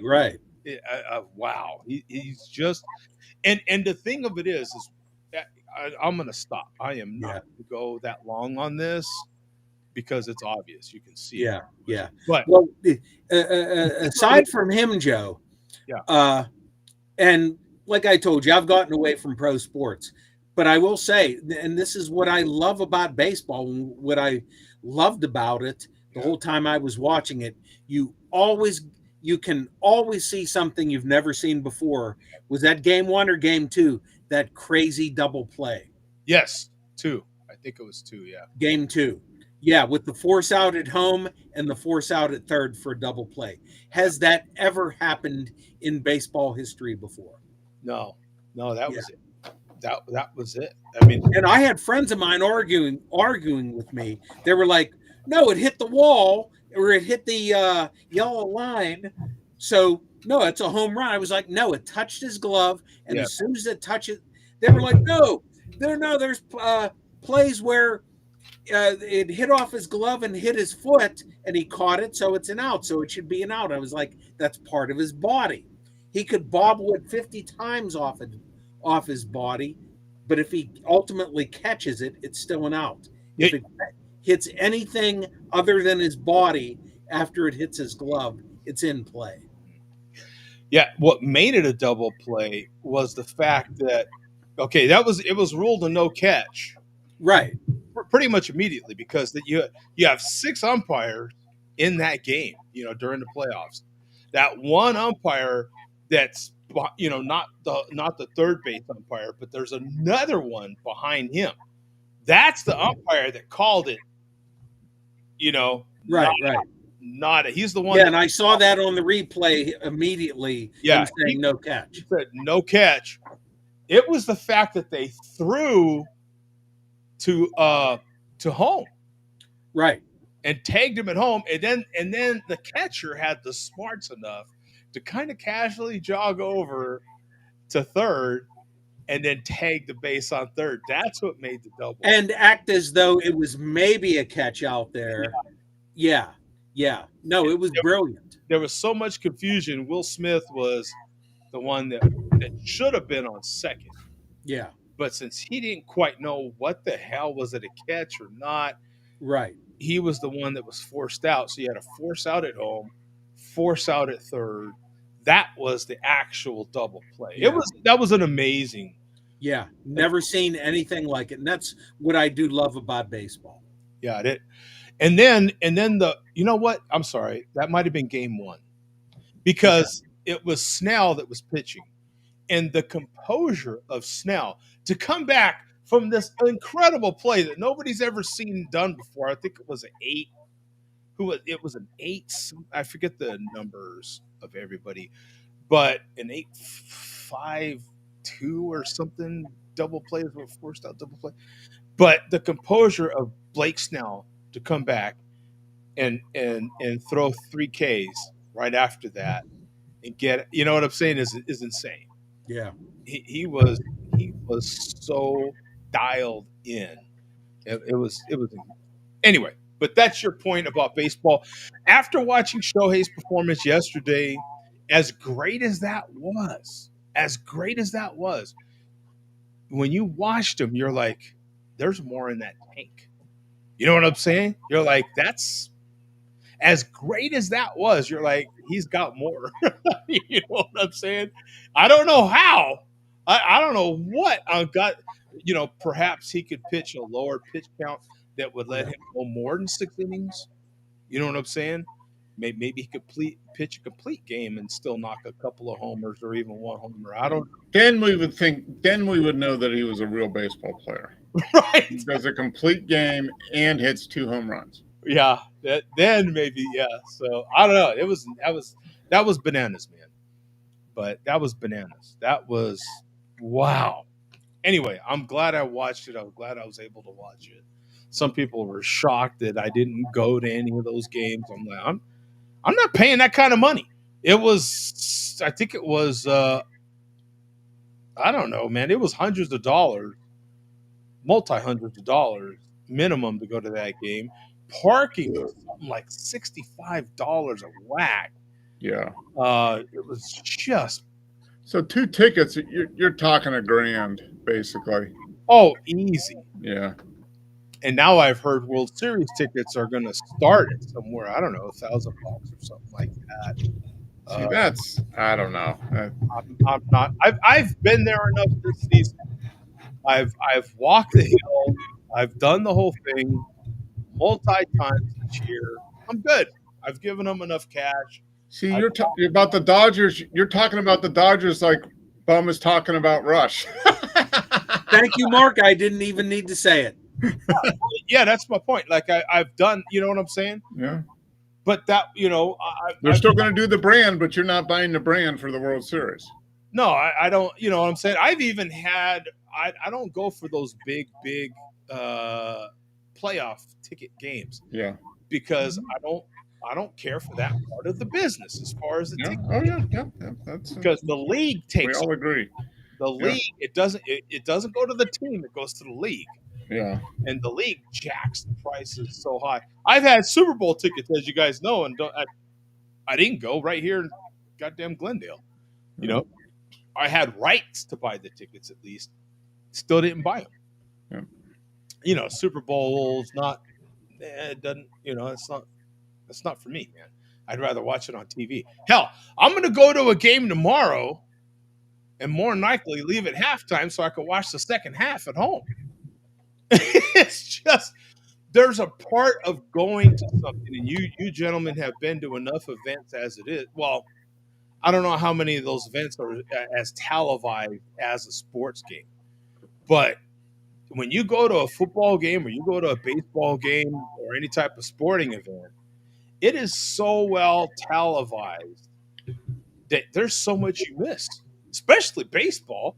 You go to you go to a baseball game.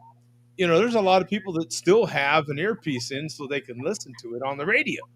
You know, because there's so much you miss. So it's the same thing with a football game. I'm going to go to that Green Bay since the Rams play so early. I'll go to at least the first half of that Cardinal Green Bay game, Yeah. and then I'll watch the second half at the house. Yeah. See, that's why I don't think I would ever buy season tickets to any sports, because if you want to watch them, you can watch pretty much on TV everywhere. That's the thing. Yeah, I tell you, it's great to go and get, like I'm fortunate if I live close enough to the stadium where for me it's a traffic thing. I don't like the inconvenience of traffic, or I'd probably stay. You know what I'm saying? Mhm. The traffic getting out and in. So I go incredibly early to these things. I'm there when the gates open so I can get in, and I'm one of those nerds. I like to watch the players warm up. I like to get the vibe and the feel to see how that's going to pan out. Then I leave early, you know, and then I get home. I'm home in 19 minutes, honestly, and 19 maybe 22 minutes, just depends on if I catch a couple lights or not. You know what I'm saying? And then I enjoy the rest of the game at the house, but I still was able to go there, catch the experience. You know what I'm saying? And then I leave, and then people that sit around me have a little more breathing room. Quite frankly, they're squeezing you into the. You know what I'm saying? So you're doing this whole thing the whole time you're in there. You know what I'm saying? So I happen to sit next to another big guy on this side of me, and then this side of me kind of varies. Which is the side Lisa sits on. So sometimes Lisa gets squeezed by a couple of big guys too. So you never know. You know what I'm saying? Anyway, man, keep your eyes on the schedule for next Saturday. I'll try to keep you posted as far as if we have a show next Saturday or not. It just depends on the Dodgers World Series schedule, man. If you do, I will be on the road, but I will join. Okay. If not, I'll see you in 2 weeks. If it starts reasonably, then I'm thinking even if I have to start maybe an hour early the show, maybe I can get it in. You know what I'm saying? Like, Yeah. just depends, and I'll keep everybody posted on that. It just depends. They haven't said exactly what time just yet, so that's why. Okay. Thank you guys. Great show, great conversation. Hey, thank you for updating me on Rush. Joe, I cannot thank you enough for giving me the time to rant. I normally do not do this. Something important to me. Thank you for letting me babble. Hey, if it, we all have something in common. Like I've told you before, we're all passionate about something. We all have an interest that we're really interested in, and that's all. Like I get just as interested. I know it's a little, but I get just as interested in Andrew when he's here talking about steel. For Christ's sake, you know what I'm saying? In talking about locomotives, and I find that interesting as well. I'm just not as knowledgeable about it as he is. You know what I'm saying? So I try to ask him things that'll get it going. There's some local railroads that are just, they don't even go that far. You wonder, like, they have like a whole staff of like 7 people, and they have like 3 engines, and you're like, how the hell do you even, you know what I'm saying? Like, there's these small little railroad companies here, and it fascinates me. You know what I'm saying? Like, how, and they've been around for a while, and you're like, what? How does that work? And anyway, so there's something we all have in common that way. That's the way I see it. You know what I'm saying? You're not any different than I am. I don't see Mark any different than I am. We all have. That's what brings us together. That's what makes it great. Thank you guys. We'll keep in touch. See you next week if possible. Yeah. Peace out, man. Go All Ducks. right, guys. See ya. Yeah.